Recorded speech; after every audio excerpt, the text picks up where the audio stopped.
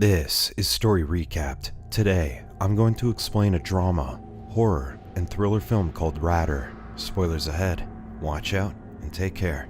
A hacker gets access into Emma's personal gadgets, her laptop, her phone, even her gaming console's camera, and starts to watch her daily life. As she starts adjusting to her New York life, the hacker listens in on her every conversation and watches her every action. When Emma falls asleep with her laptop open, the hacker starts to go through her photo gallery and looks at her pictures. While she's studying in the library, a fellow classmate, Michael, walks up to her, fancying her. He asks her out for coffee, and although a bit apprehensive, she gives in to his charms. Michael asks for her number too, so she gives it to him. All the while her laptop screen is open, letting the hacker hear her contact information. That night, while Emma does her nails in front of her laptop, the hacker zooms in on her feet and starts to take snapshots. She also gets a mysterious phone call from someone who won't speak, so she assumes it's just her ex-boyfriend. Then, when Emma goes to bed, the hacker continues to take photos of her. The next day, Emma hangs out with her friend,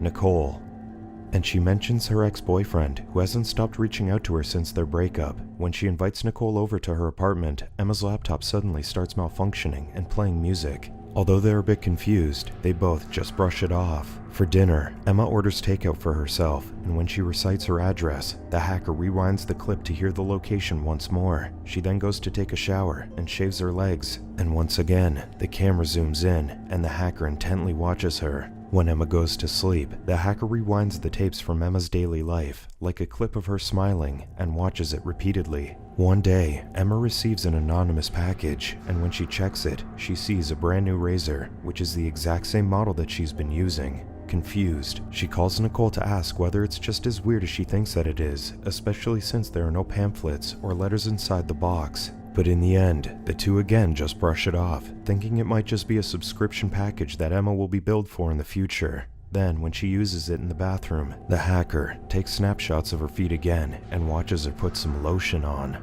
The following day, Emma goes on a date with Michael, and the two grow closer to each other. Unfortunately, they're both unaware that a stranger is watching their every move. One night, Emma's ex-boyfriend calls to check up on her, and the two end up arguing after the guy makes it obvious how bitter he is over their breakup. When Emma goes out the next day, the hacker watches old home videos of Emma on her laptop from when she was younger. Then, when she gets back, she notices that some photos are missing from her gallery, specifically the ones where she's with her ex-boyfriend and Michael. Worried, she takes her laptop to the tech shop, but she's only advised to change her passwords because they didn't really find anything wrong with it. When Emma goes to hang out with Nicole again, she shows her that she's been getting weird text messages from an anonymous number, sending her cryptic messages that say things like, "You never told me how you were doing." However, this is no area of concern for Nicole, who tells Emma that she may just be getting messages from someone who got the wrong number, and adds that it happens to her too. Unfortunately, while Emma's busy dancing one night, she fails to notice that the hacker has already managed to guess her new password and checks her messages.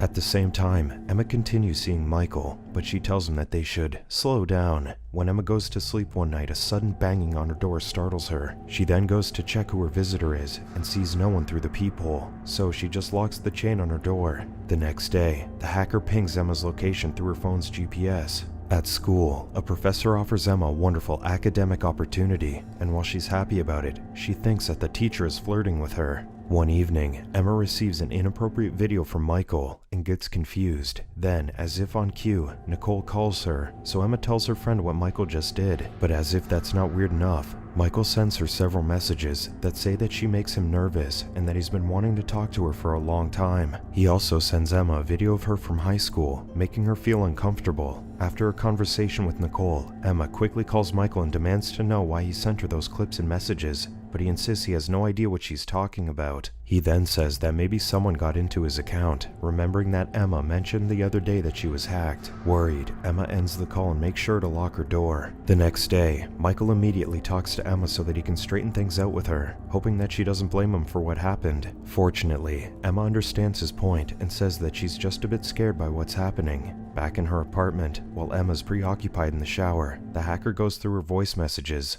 and deletes a call from her professor, letting her know about a school-related meeting. One evening, Emma gets ready with Nicole for a night of fun outside. With Emma's phone in her bag on the floor, the hacker takes screenshots underneath her dress when she stands over it. Then, as the girls have the time of their lives at the bar, the hacker visits Emma's apartment. Moments later, when Emma gets home, she decides to rest on the couch, not knowing that the hacker is on her balcony. After going out one day, Emma gets home and finds out that her apartment door is unlocked. A bit paranoid, she immediately calls Nicole, worried that someone might have broken into her place. Nicole then tells Emma that maybe she just forgot to lock it before leaving, but Emma isn't really sure. Nicole also offers to stay on the phone with Emma while she checks her apartment for an intruder, taking a knife as she goes upstairs to her storage room, but Emma accidentally drops her phone, making Nicole worried that something has happened to her. Emma then assures her friend that she's fine, feeling like she's just overthinking, since she's been so stressed lately. While Emma is sleeping soundly one night, her stalker quietly walks around her apartment. Then, the next night, Michael comes over with a cat to help Emma take her mind off things. He spends some time with her so that she can relax for a bit, introducing her to Clover, a cat he got from a shelter that Emma can adopt. Emma feels grateful for Michael's concern and company, and as they end up sleeping together, the hacker catches a glimpse of them through an awkward angle from her phone. One night, Emma locks the chain on her door, yet the stalker easily opens it using a hook attached to a line that he drags across the door to unlock it. Meanwhile, Emma wakes up from her sleep to get a drink from the fridge, clueless about the man standing behind her wall. Then, when she gets back to bed, the stalker goes inside her bedroom and watches her sleep. The next day, while Emma plays with Clover, Michael calls to inform her that he's received a message from someone, warning him to stay away from her. Michael quickly assumes that it's the same person that's been harassing Emma, and with the issue getting bigger and scaring her more, Emma calls the police to report the situation. Unfortunately, due to the fact that there's no immediate threat and no physical harassment happening, the cops don't do anything yet, and simply give Emma a number to call once something happens. Feeling paranoid, Emma goes out with Nicole to talk about her situation, but her friend keeps downplaying her worries by saying that the hacker and the stalker might be different people. Nicole also says that maybe the hacker is just some random kid from some other place, and the person who banged on her door might just be a drunk person. She tells Emma not to freak out too much about it, but Emma is still understandably shaken up.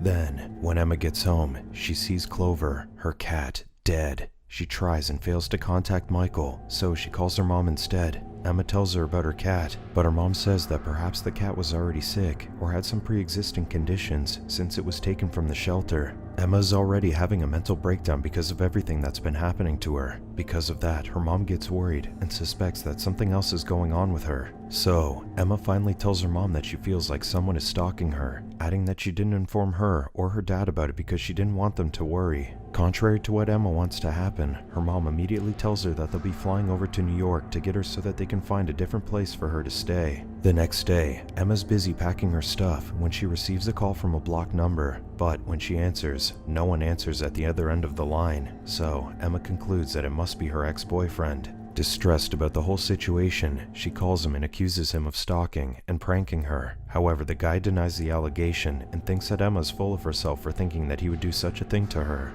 With paranoia eating her up, she goes to stay at a coffee shop for a while because she feels unsafe in her apartment. She also calls Nicole and asks if she can stay at her place, but because of work troubles, her friend informs her that she'll be home late. She then instructs Emma to just wait in her apartment and she'll pick her up there when she's able to. Back at home, Emma is on a video call with her mom while waiting for Nicole. She says that she can't reach Michael, so she's getting worried. Her mom then comforts her, reminding her that she's finally arriving in New York the next day to be with her. However, as they talk, the power suddenly goes out, making Emma scared. Her mom tries to calm her down, thinking that a fuse might have just blown, but Emma sees a figure in the dark and starts panicking. She moves out of the camera's frame as the man approaches her, prompting her mom to call 911. It isn't long before the man attacks Emma, and as she tries her best to fight off her stalker, her mom struggles to find and give her address to the cops. Unfortunately, when she finally manages to tell the authorities where her daughter lives, the stalker has already taped Emma's mouth and subdued her.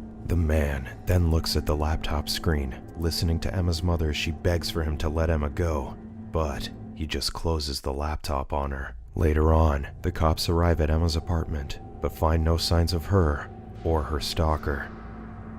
Subscribe to watch more videos like this. Turn turn on notifications. And leave a like, it really helps the channel out. Thank you for watching.